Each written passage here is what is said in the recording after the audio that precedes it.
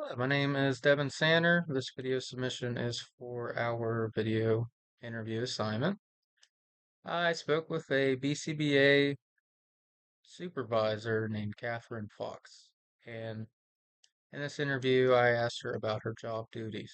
Her job duties include assessing clients and taking reassessments to create intervention behavior plans.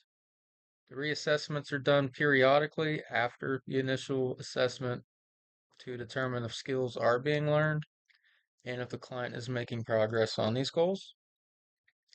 If they are making progress, then interventions may be made more difficult to an advanced level.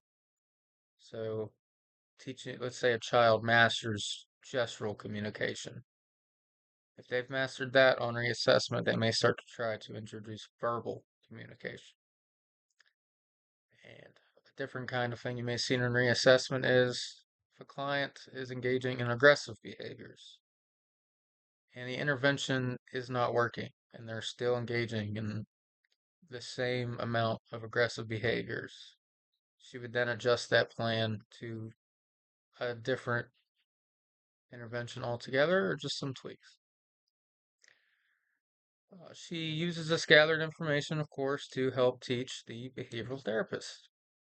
Behavioral therapist will be working directly under her. She is the supervisor. She writes the treatment plans, but a behavioral therapist is the one that does the therapies and implements the interventions. She is required to supervise them at least once a month, but if a behavioral therapist works with a client for more than 25 hours a week, a BCBA is required to be with them 1 hour a week. This is to ensure the intervention plan is being followed. The behavioral therapist is not experiencing burnout, and that data tracking is consistent in case of burnout.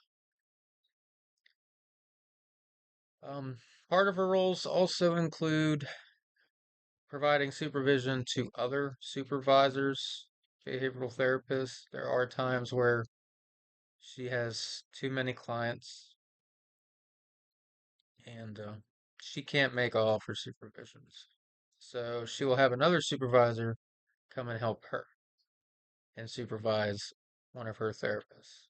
And the opposite is also true. Sometimes the other supervisor is too busy and one of their PTs need a supervision. So she will go over and she will supervise for that supervisor's behavioral therapist. And BCBAs will also do supervisions on each other. It's a way of maintaining credibility, ensuring everybody's following the rules they're supposed to follow.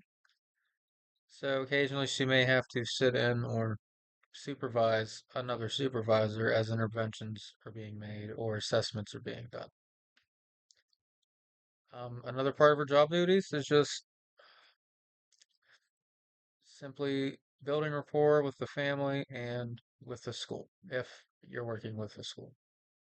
Building that rapport is crucial in gaining the trust that these interventions will work and that they will try to learn. What she found fulfilling about the job is kind of like a domino effect.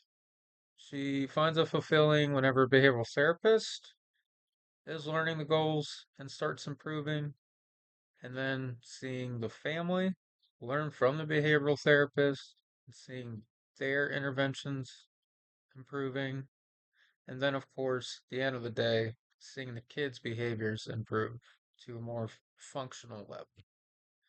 So it's like a domino effect. Um, there are a lot of challenges in this job.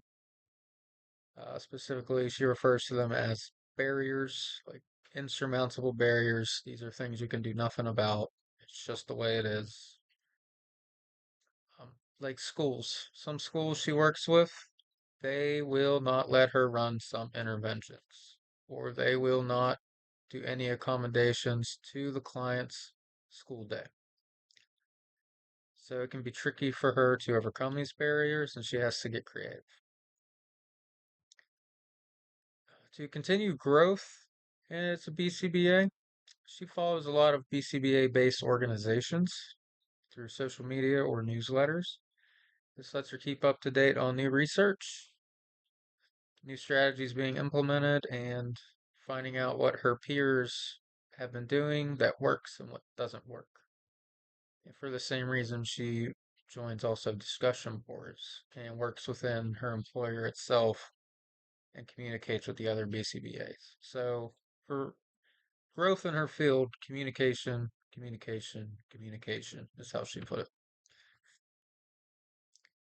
Um, Another thing she didn't want me to overlook is the fact that she is the supervisor, but the behavioral therapist is the one with that child every day.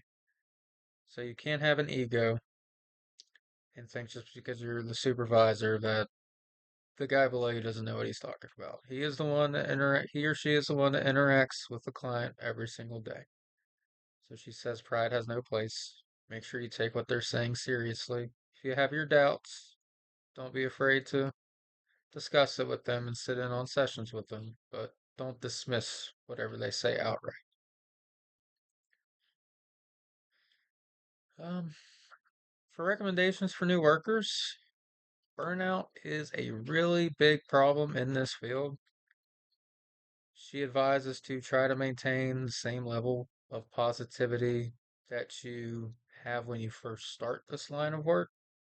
Many people come in excited because they want to make a difference in children's lives for the better.